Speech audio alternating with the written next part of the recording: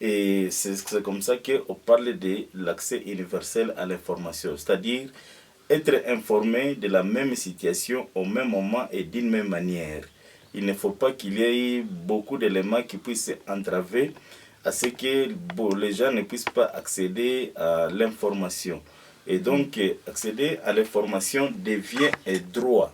C'est un droit et tout le monde doit jouir de ces droits, c'est-à-dire de trouver des informations, mais aussi de chercher à informer les autres personnes.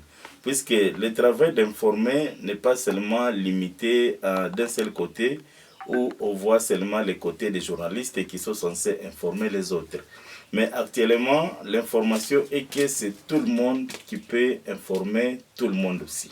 C'est la manière peut-être d'informer qui peut différer de telle catégorie de personnes à telle autre catégorie. Vous constatez qu'il y a beaucoup de pesanteurs qui interviennent dans le système d'information et c'est comme ça que dans notre zone, vous allez retrouver qu'il y a beaucoup de gens qui diffusent des rumeurs, il y a beaucoup de gens qui diffusent des infox et des intox, il y a beaucoup de gens qui diffusent des fausses informations ou qui sont en train de désinformer la population.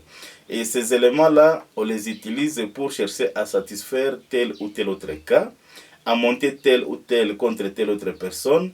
Et cela vient fragiliser aussi le système d'informer. C'est comme ça qu'actuellement, on est en train maintenant de mettre à place ce qu'on appelle le fact-checking, c'est-à-dire le système de vérification des informations. Et le système de vérification des informations aussi n'est pas seulement l'apanage des journalistes, puisque c'est l'apanage de tout le monde, que ce soit un menuisier peut le faire, et un membre de la société civile peut le faire, le gouvernement peut le faire, et ainsi de suite.